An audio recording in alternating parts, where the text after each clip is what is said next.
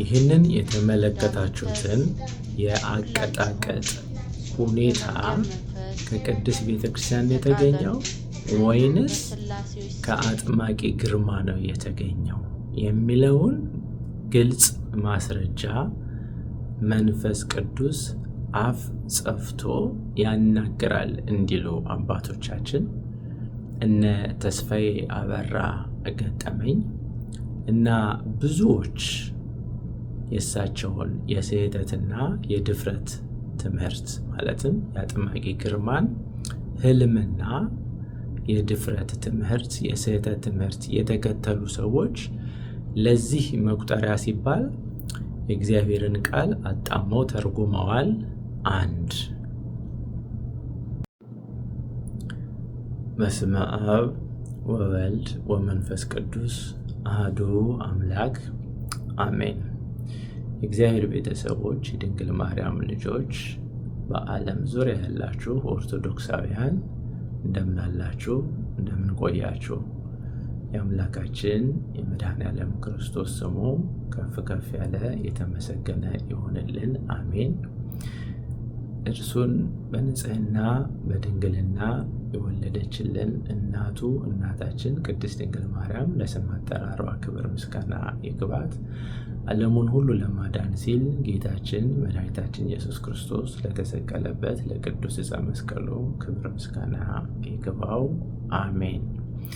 ከዚህ በመቀጠል መረጃ አንድ በማለት በመቁጠሪያ መቀጥቀጥ በመቁጠሪያ ጀርባን፣ ጭንቅላትን፣ ትከሻን፣ እጅን፣ እግርን፣ ሆድን፣ ደረትን ከጭንቅላት ፀጉር እስከ ውስጥ እግር ድረስ በመቁጠሪያ መቀጥቀጥ ከምን መጣ? ምንጩ ከየት ነው? ከማንስ ተገኘ? የሚለውን በመረጃ ለማስቀመጥ ይህንን ቪዲዮ አዘጋጅቻለሁ። ምክንያት ብዙዎች ይህንን የሐሰት አካሄድ የሐሰት ብቻ ሳይሆን መናፍቃዊ ጉዞ እንደ ቤተ ክርስቲያን ስርዓት አድርገው ሙሉ ሰዓታቸውን ሰጥተው የተጠመዱ ለቅዱስ ወንጌል ሳይሆን ህልም እንዲደመጥና ህልም እንዲተገበር የሚያደርጉ የሐሰት አስተምህሮና የህልም መሪውና ተመሪዎች በመብዛታቸው ይህንን ሐሰት በእውነት ማጋለጥና የቤተክርስቲያን ትምህርትን መጠበቅና ማስጠበቅ የተቀበልነውን ማስቀጠል ተገቢ ስለሆነ ብዙዎች በማወቅም ባለማወቅም ለገቡበትና እየገቡበት ላለው ድፍረት ንስሐ የገቡ ዘንድ በእውነተኛ መዳኛ በቅዱስ ቃሉም ይፈወሱ ዘንድ ይህንን እውነተኛ መረጃ በዚህ ቪዲዮ ለማቅረብ ሞክራለሁ። ወደ መረጃው እንሄድ። ቁጥር 1 የአጥማቂ ግርማ በመቁጠሪያ መቀጥቀጥ። መቁጠሪያ በቤተ ክርስቲያን ውስጥ የለም አልነበረም አይደለም ክርክሩ። ልብ በሉ። አጥማቂ ግርማ በብዙ ከሕፃን እስከ አዛውንት ድረስ በቤተ ክርስቲያን ውስጥ ፈጽሞ ያልነበረን ስርዓተ ቤተ ክርስቲያን ሳይሆን ስርዓተ አጥማቂ ግርማ እንዴት እንዳስጀመሩት እንደዚህ አይነት በመቁጠሪያ መቀጥቀጥ ከየት መጣ የሚለውን ነው የምናየው። በመቁጠሪያ መቀጥቀጥ ማለት እንደምንድን ያለ ነው የሚለውን በስዕል በተንቀሳቃሽ ምስል በቪዲዮ ለመመልከት የነሱ የስህተት አስተምህሮ ውጤት ከሆኑት ውስጥ አንዲት እናት ሕፃኑን እንዴት አድርጋ እንደምትመራው እንመልከት ለማሳያ ያህል። ጥላ የቡዳ መንፈስ ሁላችሁም የመርገም መንፈስ ተቃጠሉ በስላሴዎች ስም ግንባር ላይ ታስራችሁ ስገዱ። ቅዱስ እግዚአብሔር ቅዱስ አይ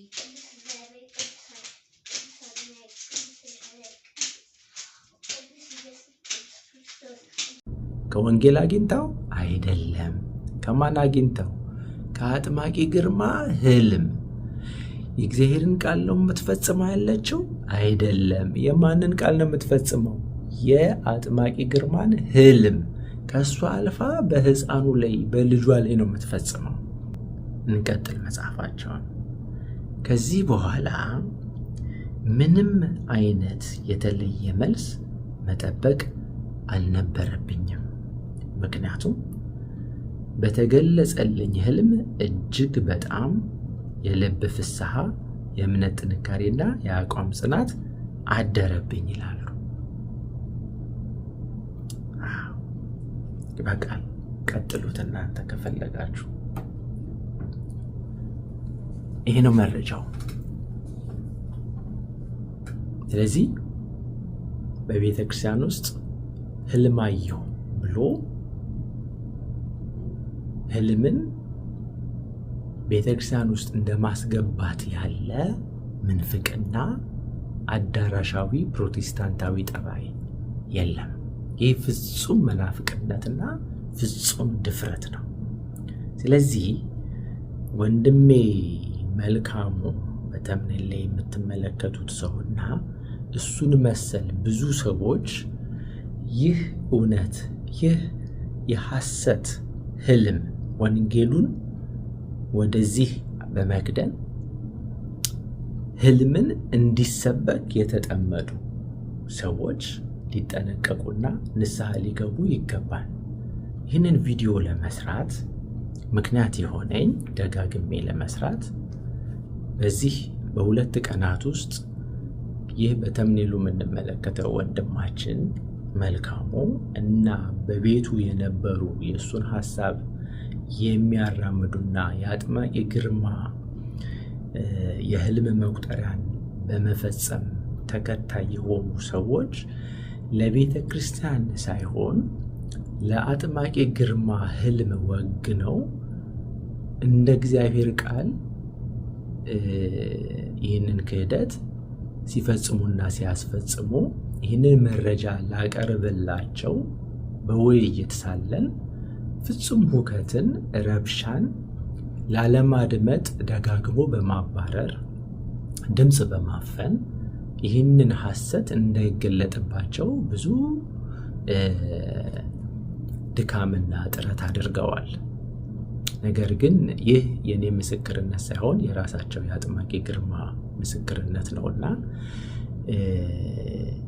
ከቤተ ክርስቲያን ይልቅ ለግለሰብ ህልም መገዛትና የግለሰብን ህልም መስበክ፣ ማሰበክ፣ ቀኖና ማፍረስ፣ ዶግማን ማፍረስ፣ እዚህ ውስጥ ብዙ ስህተቶች አሉ።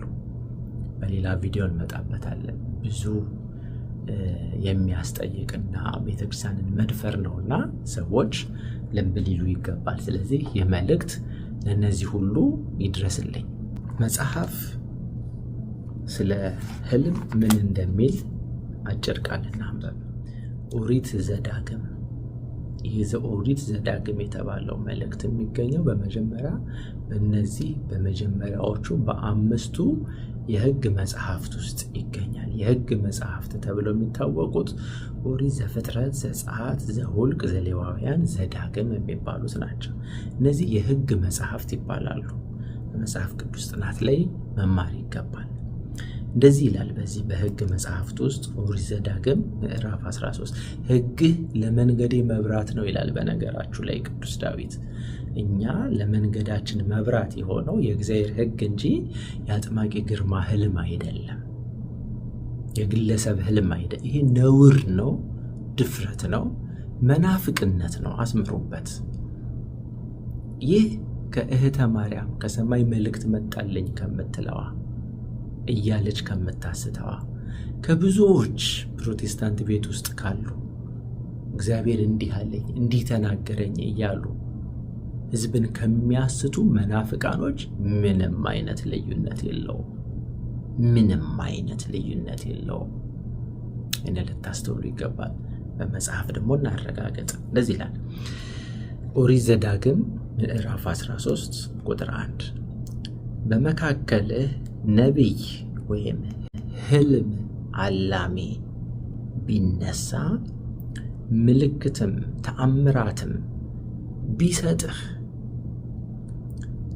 እንደነገረህም ምልክት ተአምራቱም ቢፈጸም እርሱም ሄደን የሚያውቃቸውን ሌሎች አማልክት እንከተል እናምልካቸውም ቢልህ አምላካችሁን እግዚአብሔርን በፍጹም ልባችሁ በፍጹም ነፍሳችሁ ትወዱት እንደሆነ ያውቅ ዘንድ አምላካችሁ እግዚአብሔር ሲፈትናችሁ ነውና የዚያን ነቢይ ቃል የዚያን ሰው ማለት ነው የሐሰተኛ ሰው ቃል ወይም ያንን ሕልም አላሚ ቁጥር 4 ላይ ያንን ሕልም አላሚ አትስማ ይላል።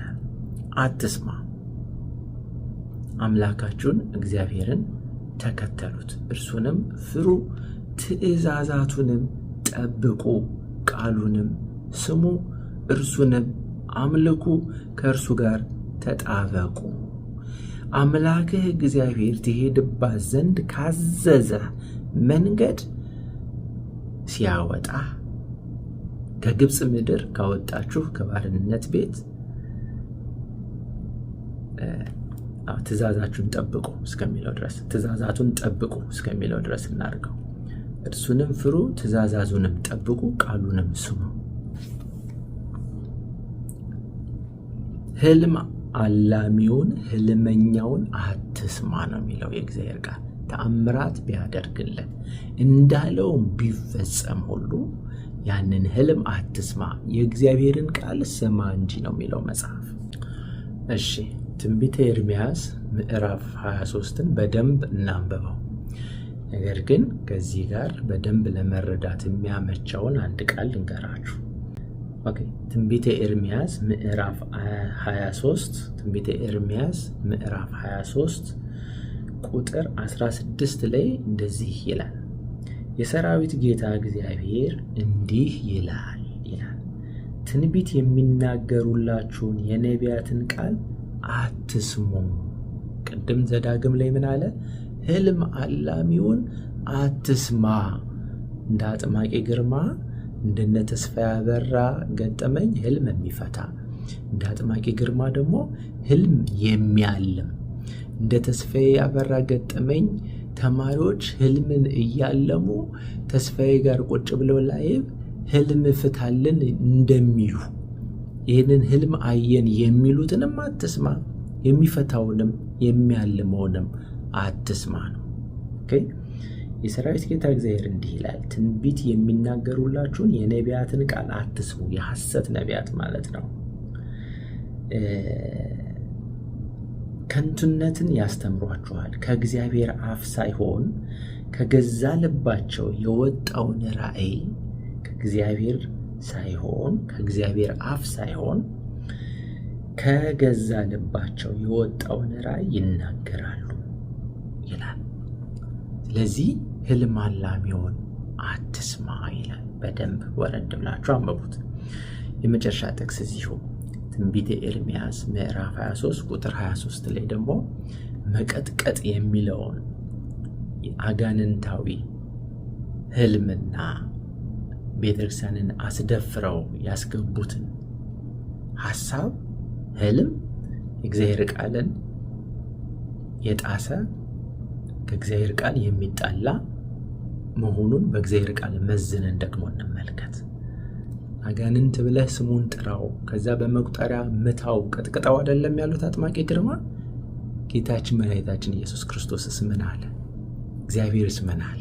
እንደዚህ ይላል የእግዚአብሔር ቃል ትንቢተ ኤርምያስ ምዕራፍ 23 ቁጥር 23 እኔ የቅርብ አምላክ ነኝ እንጂ የሩቅ አምላክ አይደለሁም። ሰው በስውር ቢሸሸግ እኔ አላየውምን? ሰማይና ምድርንስ የሞላው እኔ አይደለሁምን ይላል እግዚአብሔር ይልና ልብ በሉ ቁጥር 25 ላይ አለምሁ እያሉ በስሜ ሐሰት የሚናገሩትን የነቢያትን ነገር ሰምቻለሁ ይላል። ሁሉን ያያል እግዚአብሔር። በነገራችሁ ላይ አለምሁ እያሉ ህልማየው እያሉ ህዝብን የሚያውኩትን ማለቱ ነው። እንደነ አጥማቂ ግርማ ያሉትን በዘመናችን አለምሁ እያሉ ህልማየው ማለቱ ነው። ህልማየው አለምሁ እያሉ አለምሁ እያሉ በስሜ በክርስቶስ ስም ማለት ነው። በስሜ ሐሰትን የሚናገሩትን የነቢያትን ሐሰተኞቹን ማለት ነው ነገር ሰምቻለሁ። ትንቢት በሐሰት በሚናገሩ የልባቸውንም ሽንገላ በሚናገሩ በነቢያት ልብ ይህ የሚሆነው እስከ መቼ ነው? አባቶቻችሁ ስለ በዓል ስሜን እንደረሱ እያንዳንዱ ለባልንጀራው በሚናገራት ህልማቸው ሕዝቤ ስሜን አባቶቻቸው ስለ በዓል ስሜን፣ ስለ በዓል ማለት ስለ ጣዖት ማለት ነው። ስሜን እንደረሱ እያንዳንዱ ለባልንጀራው በሚናገራት ህልማቸው ሕዝቤ ስሜን ለማስረሳት ያስባሉ። የሚያልም ነቢይ ህልምን ይናገር፣ ቃሌም ያለበት ቃሌን በእውነት ይናገር። ገለባ ከስንዴ ጋር ምን አለው በውኑ ይልና ከቁጥር 29 ላይ ቀጥቅጡት ምቱት ያሉትን እግዚአብሔር ቃል ምን እንደሚል እንመልከት። አጥማቂ ግርማ በህልማቸው ቀጥቅጡ አሉ፣ ምቱት አሉ አይደለም? በመቁጠሪያ ነው አይደለም ያሉት? በህልማቸው አይተው። የእግዚአብሔር ቃልስ እንደዚህ ይላል ቁጥር 29 ላይ በውኑ ቃሌ እንደ እሳት ድንጋዩንም እንደሚያደቅ መዶሻ አይደለምን? በመዶሻ ይቀጠቀጣል አይደለም? ቃል እግዚአብሔር በራሱ መዶሻ ነው። በመቁጠሪያ እንዲመቀጥቀጥ አያስፈልግም። የእግዚአብሔር ቃል ይሄንን ነው የሚለው። ቃሌ እንደ መዶሻ እንደ እሳት ድንጋይን እንደሚያቀልጥ አይደለምን? ትዝ ይላችኋል የመቶ አለቃው ቆርኔሌዎስ ልጄን ማርልኝ ሲለው ምንድን ነው ያለው? ቃል ብቻ ተናገር ልጄም ይድናል ነው ያለው። ቃል ብቻ ተናገር። የእግዚአብሔር ቃል በመቁጠሪያ እያንዳንዱን ነገራችን እንድንቀጠቅጥ አላዘዘንም። ይህንን የአጥማቂ ግርማ ህልም ነው ያዘዘው። ህልም አላሚውን ደግሞ አትስማው ይላል የእግዚአብሔር ቃል። የእግዚአብሔርን ቃል ግን ስንሰማ ቃሌ እንደ እሳት ድንጋዩን እንደሚያቀልጥ መዶሻ አይደለምን ነው የሚለው። እንግዲህ የእግዚአብሔርን ቃል ትመርጣላችሁ? የእግዚአብሔርን ቃል ትሰማላችሁ? ወይንስ ህልመኛውን አላሚውን ትሰማላችሁ? ምርጫው የእናንተ ነው። አቅረብኩለከ እሳተ ወማይ፣ እሳትና ውሃ ቀርቦልሃል። ደይደከ ኀበ ዘፈቀድከ፣ የወደድከውን ወደ ወደድከው ወደሚሻልህ እጅህን ጨምር ነው የሚለው። ምርጫው ይሆን። እውነቱ ይሄ ነው፣ ሐሰቱ ይሄ ነው። ደግመዋለሁ። ቃሌ እንደ እሳት ድንጋይን እንደሚያደቅ መዶሻ አይደለምን? ቁጥር 29 ላይ ትንቢተ ኤርምያስ ምዕራፍ 23 ቁጥር 29 አይደለምን?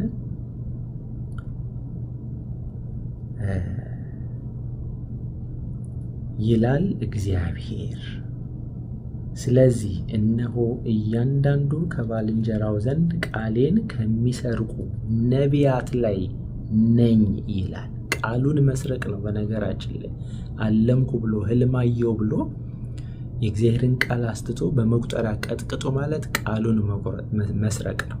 በእነዚህ ደግሞ መጣባቸዋለሁ ይላል እግዚአብሔር። እንደዚህ ይላል፣ ቃሌን በሚሰርቁ በነቢያት ላይ ነኝ ይላል እግዚአብሔር። እነሆ ከመላሳቸው ትንቢት አውጥተው እርሱ ይላል በሚል ነቢያት ላይ ነኝ ይላል እግዚአብሔር። እነሆ ሐሰትን በሚያልሙ በሚናገሩ በሐሰታቸውና በድፍረታቸውም ሕዝቤን በሚያስቱ በነቢያት ላይ ነኝ ይላል እግዚአብሔር።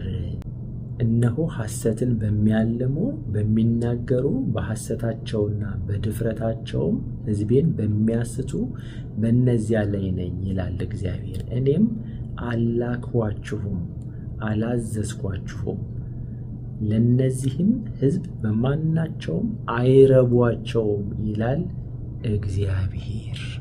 አይረቧችሁም ይላል እግዚአብሔር። ይኸው ነው መረጃ 1 ተብሎ ይያዝ። ዝርዝሩን ደግሞ ገና እንመጣበታለን። ስለዚህ እውነቱ ይህ ነው። ህልመኛውን አላሚውን አትስሙ። በመቁጠሪያ አጋንንት እያላችሁ እየጠራችሁ አትቀጥቅጡ። ቃሉ እንደ መዶሻ ነው። ቃለ እግዚአብሔርን ተናገሩ፣ አጋንንት ይቀጠቀጣል። እግዚአብሔር ቃል ይሄንን ነው የሚነግረን። እውነቱ ይህ ነው። ለዚህ እንደ ወንድሜ መልካሙና መሰሎች እና የአጥማቂ ግርማን የሐሰት አስተምህሮ የሚያስተምሩና ሐሰትን ለሐሰት የሚከራከሩ እንዳይነገር እንዳይደመጥ ብዙ ትግል የሚያደርጉ ሰዎች ንስሐ ሊገቡበት ይገባል ብዬ ይህን መልእክት አደርሳለሁ። በነገራችን ላይ በዚህ በሁለት ቀን በዚህ በቲክቶክ ፕላትፎርም ውስጥ እንደነ ወንድሜ መልካሙ እና በዛም በቲክቶክ ፕላትፎርም ውስጥ የነበሩ እሱን የሚመስሉ የተለያዩ ወንድምና እህቶች ለዚህ የሐሰት ህልም ሲከራከሩና ይህንን እውነት ደግሞ እንዳላደርስ እንዳልናገር ስራዬ ብለው በማወቅም ባለማወቅም አንዳንዶች ሁከት በመፍጠር ጥያቄ በማብዛት ምንም በማይገናኝ መልኩ ይህ የሐሰት እውነት እንዳይገለጥ በመጮህ በመንጫጫት ሁከት በመፍጠር በመተባበር በማስወጣት ሲቪን ከፕላትፎርሙ ብዙ ሲተጉ ተመልክቻለሁ። ነገር ግን ይህንን ሐሰት መደበቅ አይቻልም። ከዚህ እንድትጠበቁ ይገባል። ለዛሬው እንደ መረጃ 1 ይህ ይሁን። እንደ መረጃ 1 ይህንን ሐሳብ ይህንን እውነት በዚህ መልኩ እንገልጣለን። የቤተክርስቲያኒቱ ድምፅ ይህ ነው። የአጥማቂ ግርማ ሐሰት ደግሞ ይህ ነው።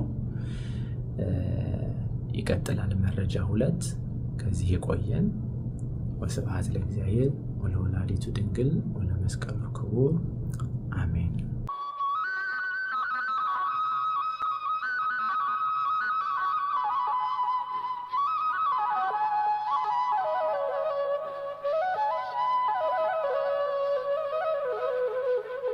የሃይማኖት ሚዛን